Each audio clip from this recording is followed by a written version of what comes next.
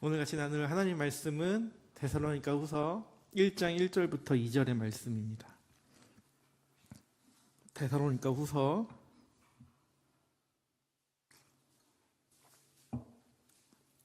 1장 1절부터 2절 말씀 제가 봉독하겠습니다.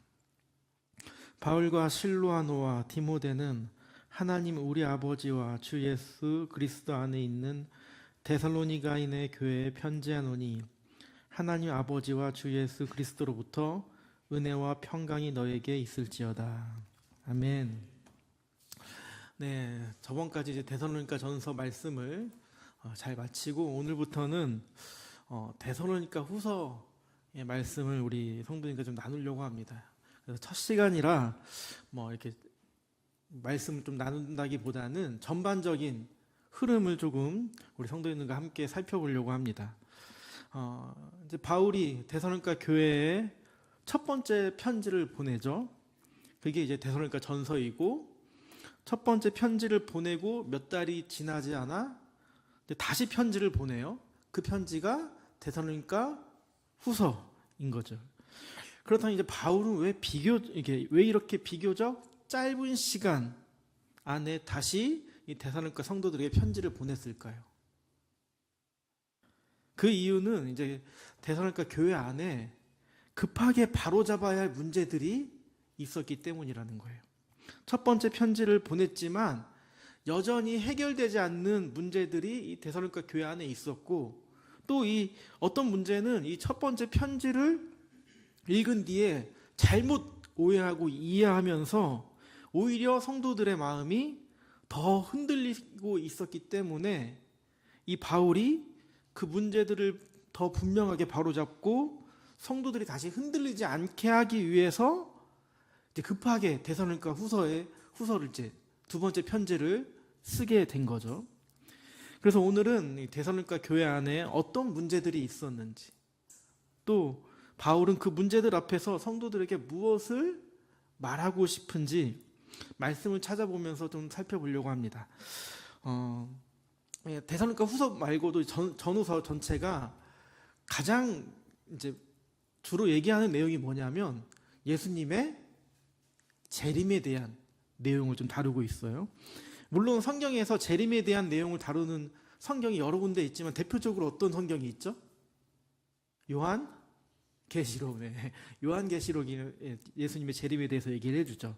요한계시록은 어떤 책이냐면 예수님의 재림과 어떤 종말의 여러 현상들을 환상과 또 비유와 이런 은유나 이런 상징으로 이제 보여주는 책이죠. 하나님께서 역사의 마지막을 어떻게 완성해 가시는지, 그리고 마지막 때에 그 심판과 구원을 어떻게 이루어 가시는지 하나님의 어떤 역사의 관점에서 이렇게 재림과 종말을 보여준다면, 이 데살로니가 전후서는 재림을 기다리는 성도의 삶에 좀 초점을 맞추고 있습니다. 그러니까 예수님은 언제 다시 오시는가라는 질문과 함께 그 재림을 기다리는 성도는 이제 어떻게 살아야 하는가, 이 질문에 답을 주는 성경이 이 데살로니가 전후서인 거죠. 이런 흐름을 염두에 두고 이제 데살로니가 후서를 살펴보시면 바울이 무엇을 말하는지 조금 더 쉽게 또 선명하게 보이실 것 같아요. 데살로니가 후서는 총 몇 장으로 구성되어 있죠? 3장으로 구성이 되어 있습니다. 흥미롭게도 각 장마다 약간 좀 비슷한 구조로 이제 기록이 되어 있습니다. 바울은 먼저 어떤 구조로 되어 있냐면, 바울은 먼저 교회 안에 문제를 딱 얘기를 합니다. 교회 안에 어떤 문제가 있다. 그러면 그 문제를 그 복음과 하나님의 관점에서 풀어서 설명을 해줘요. 두 번째는. 그리고 세 번째는 그 다음에 성도들이 이제 어떻게 살아야 하는지 권면의 말을 합니다. 그리고 네 번째는 마지막인데 성도들을 위한 기도와 축복으로 마무리해요. 보통 이 네 개의 구조로 이렇게 진행이 됩니다. 이 구조로 보면 아마 우리 성도님들이 이 데살로니가서를 볼 때 좀 쉽게 이해하실 수 있을 듯 합니다. 먼저 우리 1장을 좀 살펴보겠습니다. 1장 3절입니다. 우리 3절 다 같이 한번 읽어보겠습니다. 3절 시작.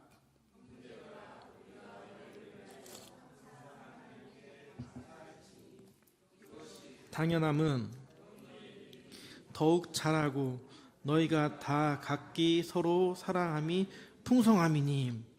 바울이 너희를 위해 하나님께 감사한다라고 말을 합니다. 왜요?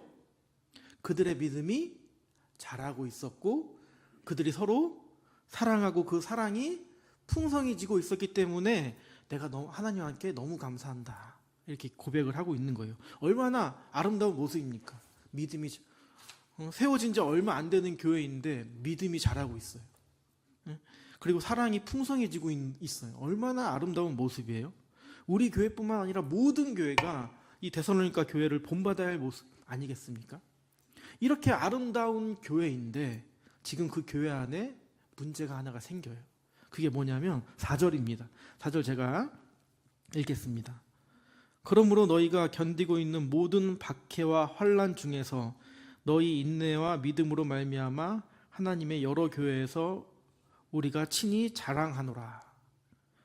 그러니까 그들에게 무엇이 있었어요? 어떤 문제가 있었어요? 모든 박해와 환난이라는 문제가 있었던 거예요. 믿음도 자라고 있고 사랑도 풍성해지고 있는데 그들 가운데 박해와 환난이 있었던 겁니다. 여기서 우리가 중요한 사실 한 가지 알게 되는 것이 있어요. 우리가 신앙생활 잘하고 있다고 해서 모든 일이 반드시 잘 풀리는 것은 아니라는 거예요. 우리는 종종 이렇게 생각을 하죠. 나는 정말 열심히 신앙생활하고 있고 열심히 하고 있는데 왜 이런 고난이 나한테 있지? 왜 이런 일을 내가 당하지?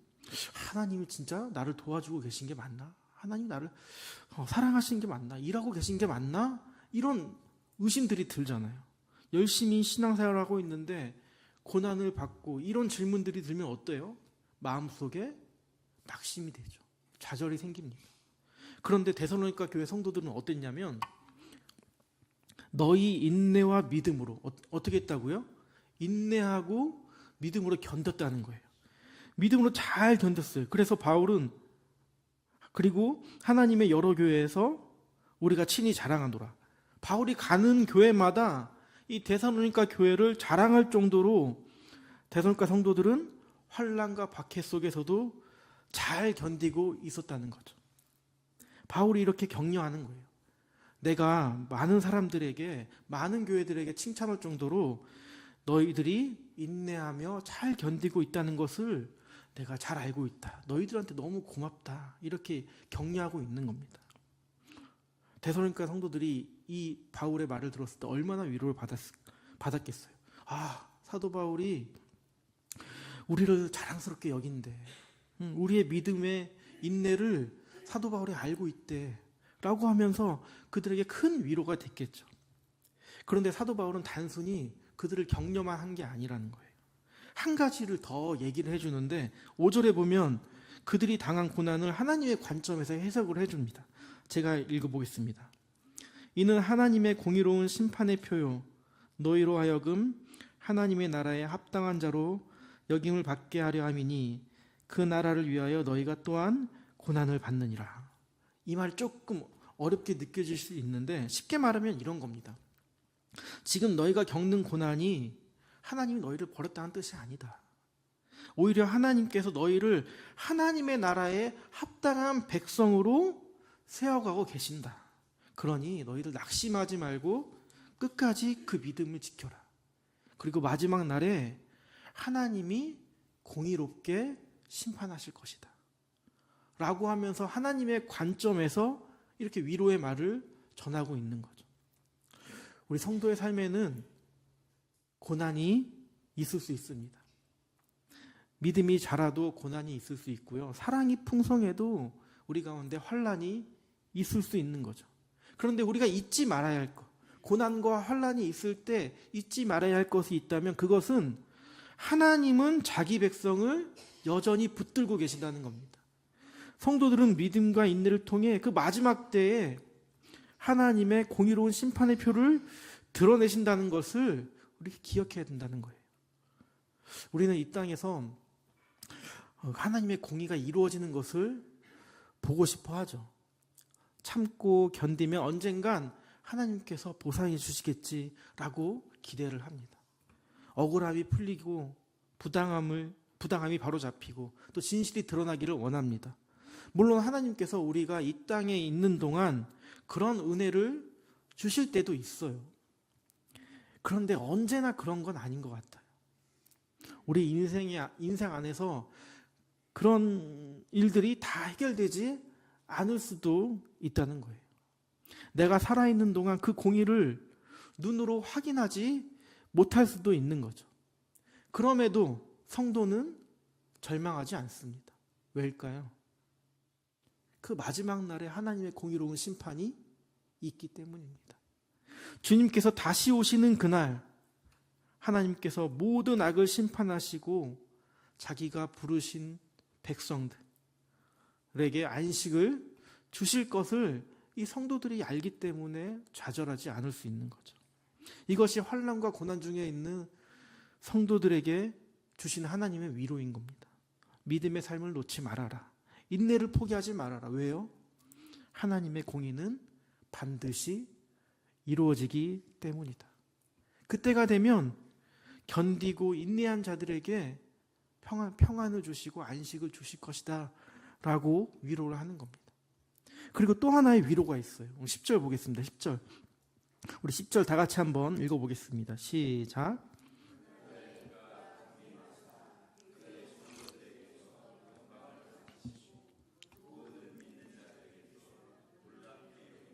얻으시리니 이는 우리 증거가 너희에게 아멘. 예수님이 다시 오시는 그날 눈물로 견디고 믿음으로 버티고 인내로 걸어왔던 그 모든 시간이 결코 헛되지 않았음을 알게 된다는 겁니다.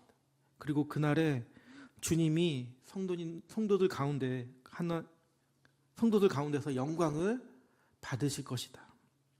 이것이 바울이 고난에 있는 성도들에게 전하는 또 하나의 위로인 것입니다. 바울은 이렇게 고난을 겪고 있는 성도들에게 하나님의 공의로운 심판과 또 예수님의 재림의 영광을 말한 뒤에 11절에는 성도들을 위해서 기도를 하죠. 어떤 기도를 하냐면 성도들이 하나님의 부르심에 합당한 삶을 살아가게 해달라는 기도입니다. 하나님께서 그들을 합당한 사람으로 세워주시고 그들의 선한 뜻과 믿음의 행위를 능력으로 이루어 주시기를 구하는 기도로 이렇게 1장이 마치게 되는 거죠. 어떻게 구조가 보이십니까? 1장의 구조가 명확하죠. 교회 안에 박해와 환난이라는 문제가 있어요.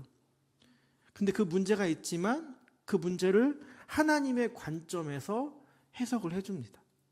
그리고 주님께서 강림하시는 그날, 재림하시는 그날 하나님은 핍박하는 자들에게 심판으로 갚으시고 성도들에게는 안식과 영광으로 갚으실 것이다. 그러면서 이것을 너희가 믿고 믿음으로 견디고 인내하라 라고 권면을 하죠.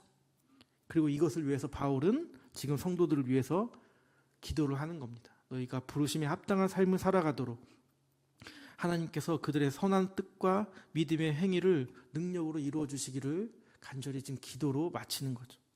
이게 1장의 구조입니다.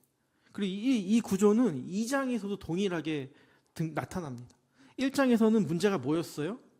박해와 고난이었어요. 그럼 2장에는 어떤 문제가 생기냐면 교회 안에 거짓 교사들이 등장해서 문제를 일으킵니다. 우리 2장 1절과 2절입니다. 제가 읽겠습니다. 형제들아, 우리가 너희에게 구하는 것은 우리 주 예수 그리스도의 강림하심과 우리가 그 앞에 모임에 관하여 영으로나 또는 말로나 또는 우리에게서 받았다 하는 편지로나 주의 날이 이르렀다고 해서 쉽게 마음이 흔들리거나 두려워하거나 하지 말아야 한다는 것이라. 그러니까 그 교회 안에 거짓 교사들이 생기면서 예수님의 재림에 대해서 이렇게 얘기하는 거예요. 주의 날이 이미 이르렀다.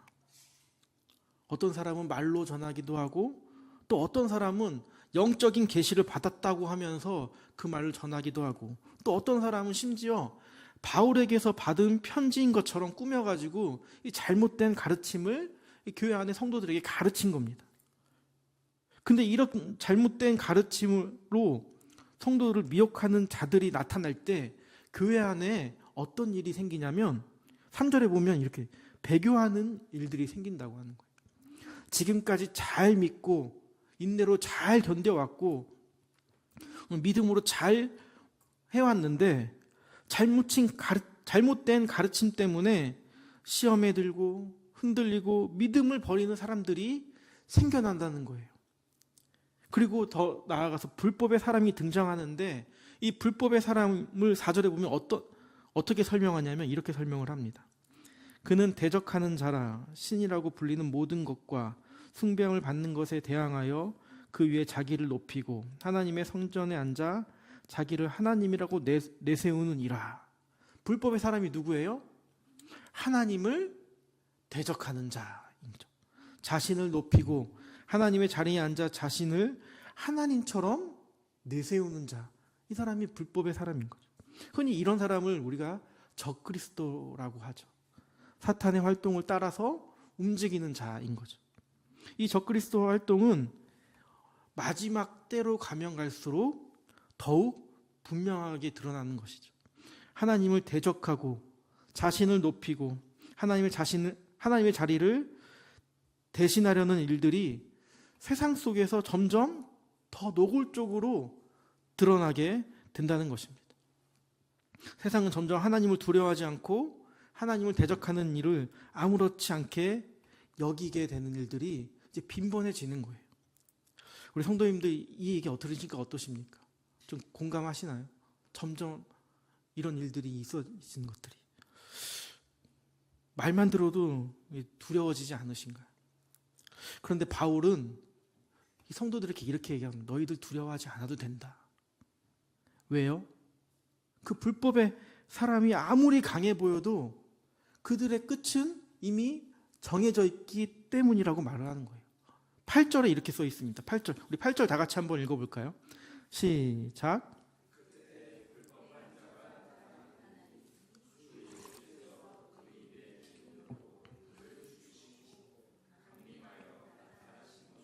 패하시리라. 아멘.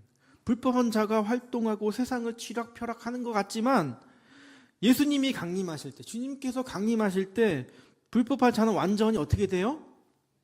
패해진다는 거예요. 예수께서 입의 기운으로 그를 죽이시고 강림하여 나타나심으로 그를 패하게 된다는 겁니다. 패하신다는 겁니다. 그래서 성도는 마지막이 올수록 오히려 더 두려워할 필요가 없다는 거예요. 악이 강해 보일 수 있습니다. 거짓이 설득력 있는 것처럼 보일 수 있어요. 불법의 세력이 세상을 장악하는 것처럼 보일 수 있습니다. 그런데 그 끝이 어때요? 이미 정해졌다는 겁니다. 주님이 다시 오실 때 그 모든 불법들, 그 모든 악은 반드시 패해진다는 것이죠. 그래서 우리는 두려워하지 않을 수 있는 겁니다. 그리고 13절, 14절에서 바울은 성도들의 시선을 다시 하나님께로 향하게 하죠. 13절, 14절 제가 읽겠습니다. 주께서 사랑하시는 형제들아, 우리가 항상 너희에 관하여 마땅히 하나님께 감사할 것은 하나님이 처음부터 너희를 택하사 성령에 거룩하게 하심과 진리를 믿음으로 구원을 받게 하심이니 이를 위하여 우리의 복음으로 너희를 부르사 우리 주 예수 그리스도의 영광을 얻게 하려 하심이라. 아멘. 이 구절을 쉽게 말하면 이런 거죠. 주님께서 사랑하는 형제들아, 너희는 우연히 믿게 된 사람이 아니다. 하나님께서 너희를 택하여 부르셨고 그리고 거룩하게 하셨고 구원으로 이끄신 사람들이다. 그러니 지금 너희 가운데 거짓 가르침이 있고 불법의 세력이 너희들을 두렵게 해도 너희들 결코 흔들리지 말아라. 너희를 붙들고 계시는 분은 하나님이시다. 이게 얼마나 큰 위로의 말입니까? 주님의 사랑을 받고 부르심을 받고 구원을 얻고 영광을 얻게 하신다고 하니까 이 데살로니가 성도들이 큰 위로를 받았겠죠. 너희가 그런 형제들이다. 그러니까 너희들 이제 이렇게 살라라고 얘기를 하는데 15절에 이렇게 얘기를 합니다. 그러므로 형제들아, 굳건하게 서서 말로나 우리의 편지로 가르침을 받은 전통을 지키라. 하나님이 너희를 택하시고 구원하셨으니 너희가 이제 구원받았다고 이제 막 사는 거 아니야. 막 사는 것이 아무렇게나 사는 것이 아니라 진리 위에서 굳건하게 서서 서로 권면하고 바울이 전한 가르침을 지키며 살아가라라고 권면을 하고 있는 거죠. 그리고 마지막 16절, 17절에서도 1장처럼 성도를 위해서 기도를 합니다. 우리 주 예수 그리스도와 우리를 사랑하시고 영원한 위로와 좋은 소망을 은혜로 주신 하나님 우리 아버지께서 너희 마음을 위로하시고 모든 선한 일과 말에 굳건하게 하시기를 원하노라. 하나님께서 성도들의 마음을 위로하시고 모든 선한 일과 말에 굳건하시기를 바울은 지금 기도를 하고 있는 것이죠. 이렇게 이제 2장 이 구조도 똑같습니다. 그리고 마지막 3장도 1, 2장처럼 구조가 비슷해요. 우리 6절, 3장 6절 한번 보시겠어요? 3장 6절. 3장 6절 다 같이 한번 읽어보겠습니다. 시작.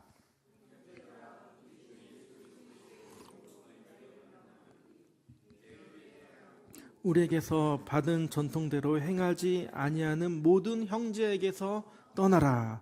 교회 안에 어떤 사람들이 있었냐면 게으르게 행하는 자들이 있었던 거예요. 11절에도 보면 이렇게 써 있습니다. 우리가 들은즉 너희 가운데 게으르게 행하여 도무지 일하지 아니하고 일을 만들기만 하는 자들이 있다 하니.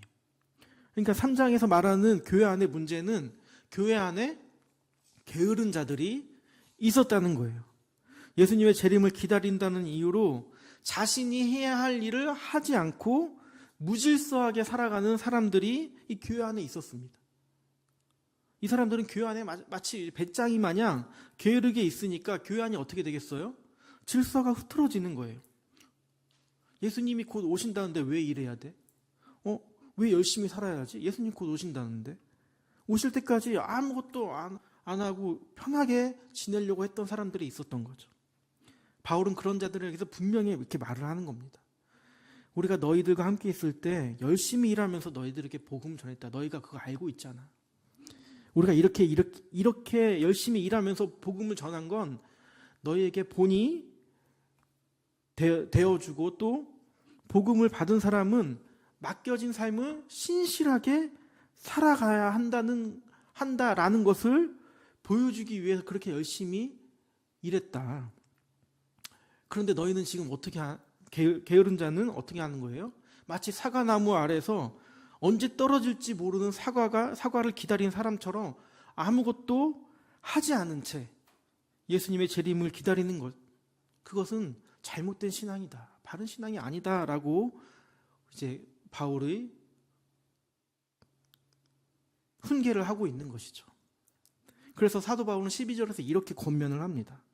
예수 그리스도 안에서 권하기를 조용히 일하여 자기 양식을 먹으라. 다시 말해 재림을 기다리는 사람은 지금 맡겨진 너희들의 삶을 묵묵하게 감당하면서 신실하게 살아야 한다라고 권면을 하는 거죠. 자기에게 주어진 자리에서 열심히 일하고 책임을 다하고 신실하게 살아가는 삶이 예수님의 재림을 기다리는 성도의 삶이라는 것을 사도 바울이 보여주고 있는 것입니다. 그리고 마지막 16절에서도 사도 바울은 데살로니가 교회를 향해서 기도를 하죠.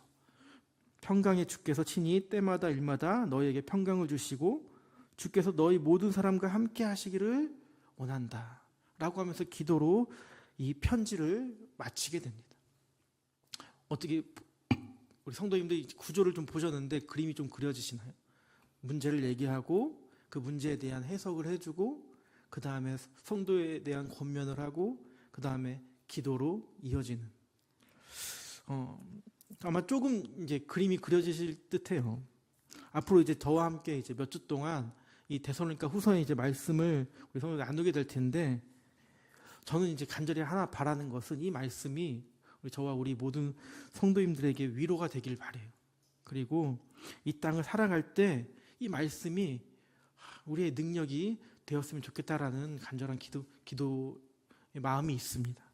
우리가 성도로 살아가다 보면요, 때로는 어때요? 원치 않은 고난을 겪기도 하죠. 때로는 억울한 일을 당하기도 하죠. 상황은 여전히 변하지도 않고 기도해도 응답이 더딘 것처럼 또 없는 것처럼 느껴질 때가 많이 있지 않습니까? 그런데 데살로니가 후서의 말씀은 우리한테 이렇게 얘기를 하는 거예요. 주님 반드시 다시 오신다.